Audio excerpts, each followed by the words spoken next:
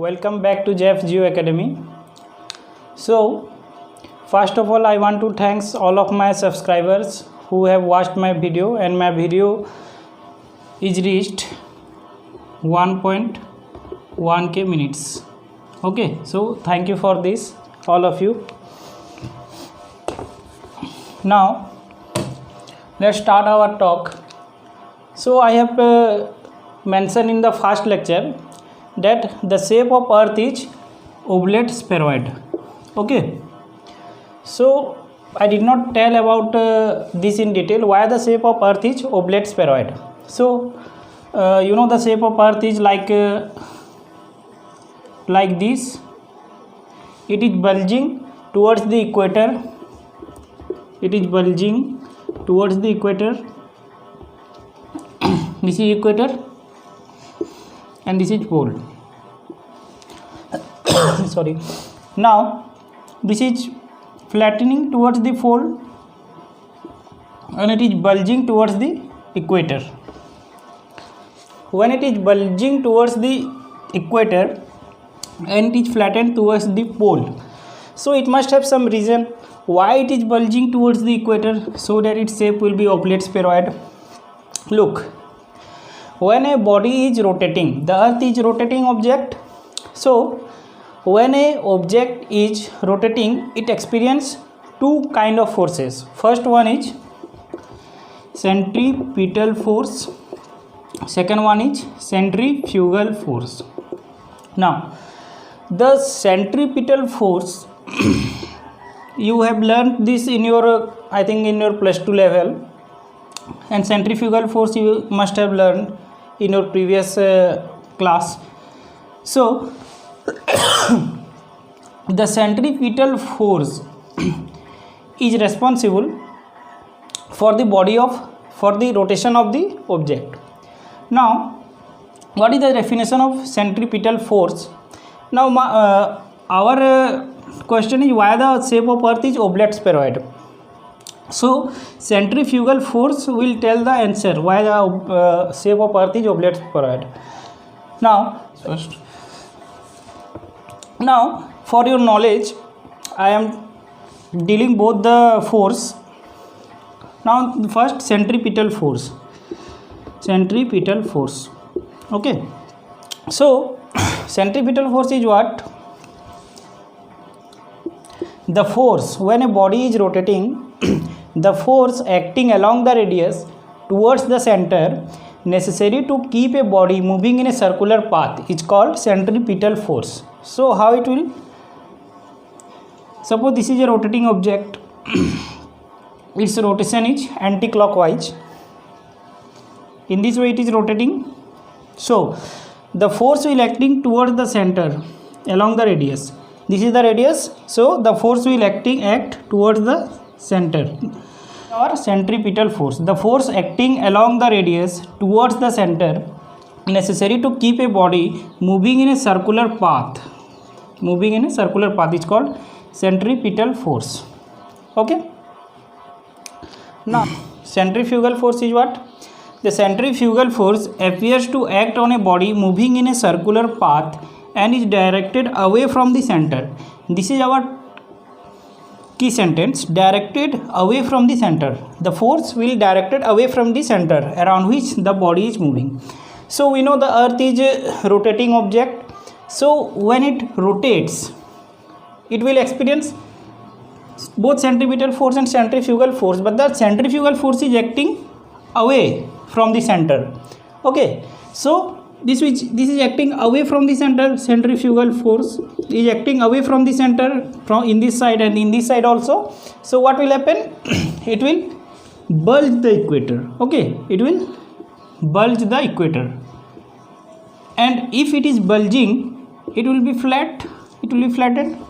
Okay, so this is the cause behind the earth shape is oblate spheroid.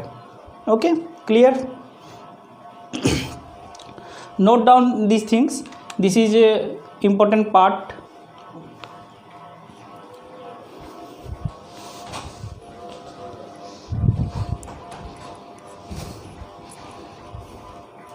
Now let's move on to the our topic today. Our discussion topics are Milankovitch cycle and Kepler's law of planetary motion. So let's talk about Milankovitch cycle. So Milankovitch cycle mainly deals with the climate change. So we can say this is basically the part of climatology, but I am dealing this in this topic in this lecture. Okay, now the climate change is basically two types, that is man-made and natural. Okay, so the climate change is mainly caused by natural process, means this is caused by climate change is mainly caused by nature. We can say 95% climate change is due to natural process, not man-made process. This is very minute change it causes, like factories, plants, industries, and all the vehicles. This cause a very minute change. The nature is playing its own role in the climate change. Okay, so we humans are very small in front of the nature. We cannot destroy nature, we cannot create nature. Okay, एड़ी चोटी का जोर लगा लो, nature का कुछ नहीं होगा. ठीक है. So climate change is mainly due to natural process. Man-made things is very little in the geological point of view. So when we are talking geology, in the geological point of view, we are talking in million or billion years. Okay, we are not talking 1 week, 3 months, or 1 year, or 10 year, or 100 year.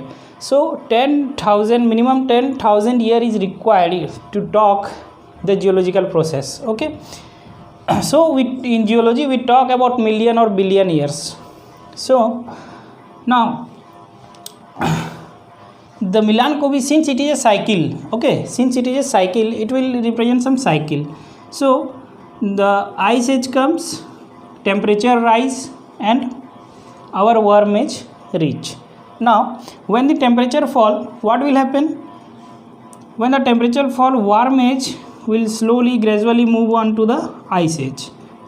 Now the temperature rise and the ice age move on to the warm age. Warm age move on to the ice age when the temperature falls. So this is the basic idea about the Milankovitch cycle.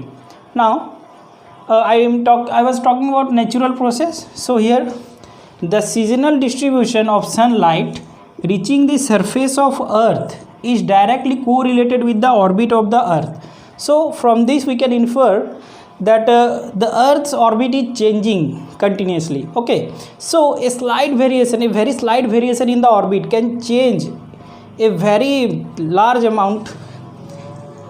It influences the climate change. Okay, so a very slight variation in the earth's orbit can influence our climate. So this is obviously a natural process for which the earth's climate is affecting. Now since I am saying that the earth's orbit is changing, so how it is changing I will explain in the diagram. Orbit. Now types of orbital variation. So there are 3 types of orbital variation, mainly eccentricity, axial tilt, and precession. Now what is eccentricity? Eccentricity is a measure of how an orbit deviates from a perfect sphere. So suppose this is sun and this is the earth's orbit. Okay, this is earth's orbit, it is rotating in a sphere. Now it is deviated from this sphere to this elliptical orbit. Okay, this is elliptical orbit, this is earth. Okay, so look the deviation, here it is sphere, here it is orbit. Now now the sunshine received by this planet and the sunshine received by this planet will be different, and accordingly the climate in this point, when the earth is situated at this point and when the earth is situated at this point, will be obviously different. Okay, now its periodicity means when it repeats. Eccentricity repeats in 10,000, 100,000 years, 100,000 years. Okay, so this is important in NET exam point of view. The periodicity of eccentricity is 100,000 years. Now axial tilt. Now axial tilt, which is also called obliquity. This is also called obliquity. So what is this axial tilt or obliquity? So it describes angle of tilt of Earth's axis of rotation. So when a object is rotating, it must have an axis. Along this axis it will rotate, Earth will rotate. So when the Earth axis is rotating, its axis of rotation is also changing. Okay, so axial tilt. Now here look one illustration. Here the axial tilt of Earth's axis of rotation is 24.5 degree. Here it changes to 22.1 degree. Okay, so Earth's axis of rotation is also changing, which also affect the climate according to Milankovitch cycle. Now the Earth's axial tilt is 23.4 degree and is decreasing. Look, the Earth's axial tilt is now it's 23.4 degree and gradually it is decreasing. Okay, so it must have some periodicity in which it repeat periodicity. So its periodicity is 41,000 years. So the Earth's axial tilt or Earth's obliquity will repeat in 41,000 years. Okay, now let's move on to precession. Now precession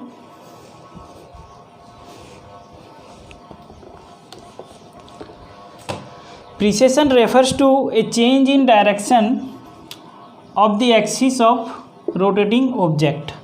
Okay, so the axis in which the Earth is rotating, it also changes its direction. Okay, so it must have some periodicity which is equal to 26,000 years. Okay, now every planet has two type of rotation. Let me erase this first.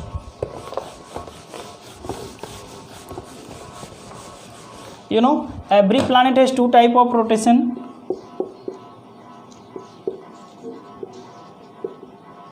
One is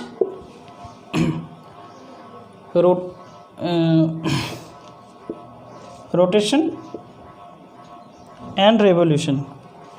So every planet has two type of motion. Motion is the most accurate word. Motion, rotation and revolution. So what is the rotation? The Earth is rotating around its own axis. This is called rotation, and it is also rotating around the sun. It is also rotating around the sun. This is called revolution. Clockwise rotation and anti-clockwise. Anti-clockwise rotation is called prograde rotation, and clockwise rotation is also called retrograde. Now example which is often asked in the question NET, GATE or JAM point of view, this is important. Venus is clockwise rotation. Okay, our Earth is anti-clockwise. Our Earth rotated anti-clockwise motion. Okay, so this is the end of the lecture. In the next class I thought that the video, I will make a video in the Kepler's law, but the video length is increasing. It will be very lengthy. So in the part 2 of this lecture, I will discuss Kepler's law of planetary motion, and we will shift to structural geology. Okay. Now I have also Telegram channel. You can join in the Telegram also. So I have given in the daily basis quiz. I have given the link in the description box. So thank you.